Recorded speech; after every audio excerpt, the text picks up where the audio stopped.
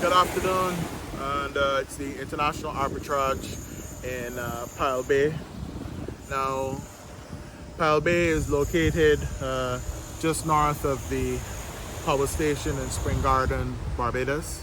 It's a fishing village, so I think you see some fishermen coming in there. There's a fish market, but I promised the ladies that I wouldn't film their faces because they didn't want that. But I just bought a barracuda, fresh barracuda from them, which I hope my wife approves of. But I just bought a nice fresh barracuda, and I'm taking that home with me. The lady, after offering me the barracuda, she then offered me 3 smaller barracudas for a slightly higher price. And this is why I tell you people, the international arbitrage is everywhere. So today, as I said, we're here in Pile Bay. That's some villas there. Just beyond this is the Four Seasons project, which is sadly not operational. It's a failed project. I'll shoot some video from there another time, but we would have to walk quite a bit to get down there. But that project came to a halt in 2008 because the developer, his financing was secured by his securities portfolio. I don't need to tell the wealth managers and everybody else what happened. We all know what happened to the market in 2008. And the volatility and the crash would have meant that he lost his financing.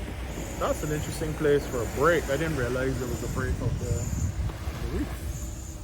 It's interesting. It's the first time I've been here in a few years. So it's good to be back here in Pile Bay, Barbados.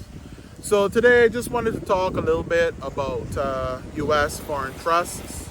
Now, these are for my US friends and colleagues, especially Barbadians living in the US who, for a range of reasons want to set up trusts in Barbados or Belize or elsewhere for their property for asset protection reasons.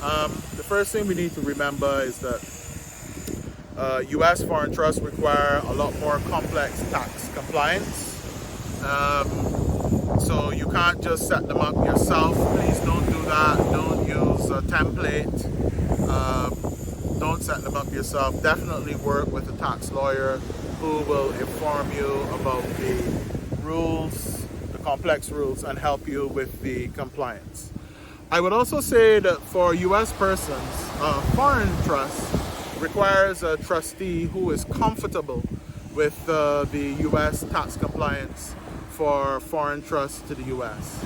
That means that the trustee should be willing to file US tax returns, file compliance returns, file FBARs, and be comfortable with the rules, be comfortable with working with US tax lawyers who are international.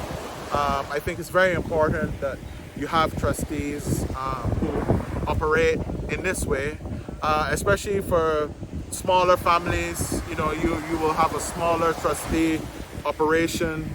You won't necessarily want to have, you won't have a family office where all of these roles can be separate people. You want someone who's comfortable with all of these functions so that basically you can save costs. The other thing I wanted to say to my US community, especially the Barbados community in the US, is that I'm hearing, first of all, we see people promoting on TikTok these complex trusts or irrevocable trusts, which are tax-free. This is not true. The IRS has said it. We will float some of the IRS's position and links on this.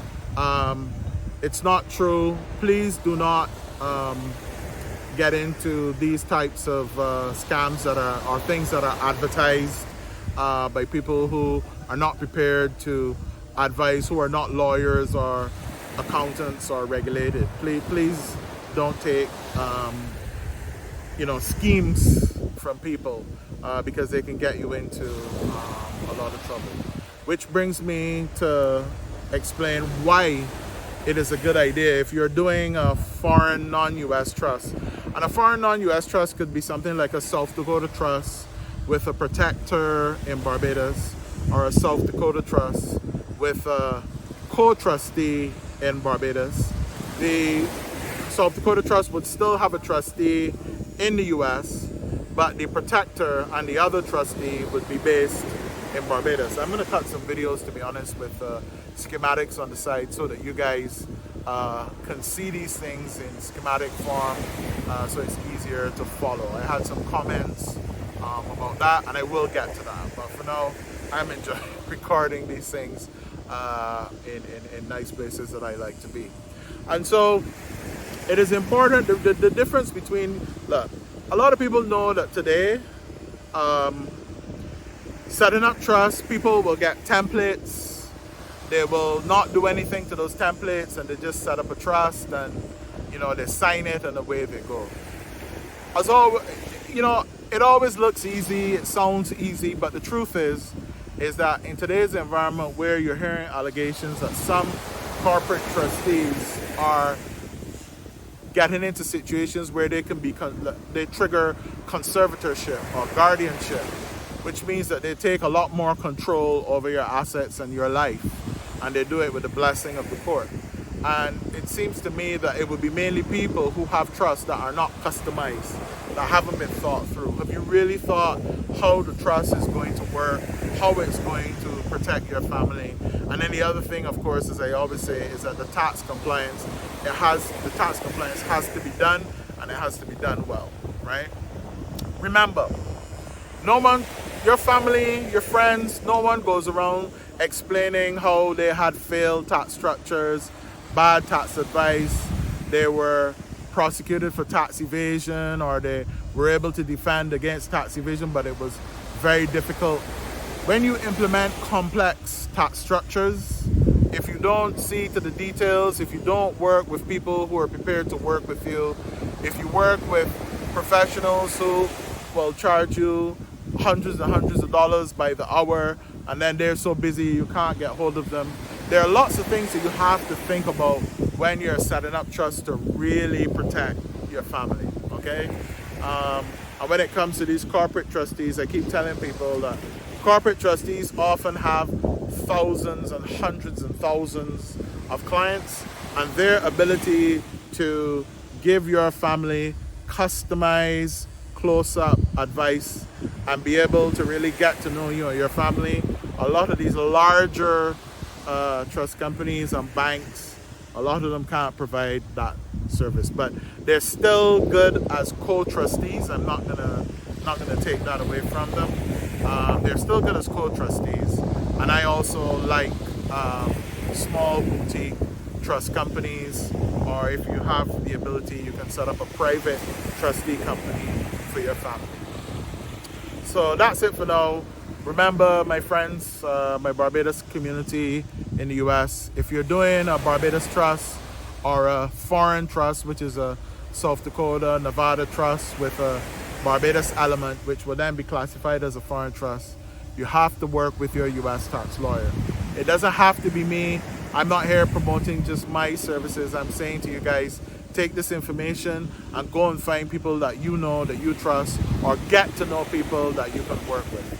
The most important thing in this business is getting to know the people that you're working with, whoever they are, and they need to get to know you as well.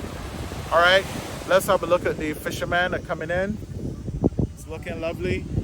It's a beautiful day today here at Kyle Bay Fish Market.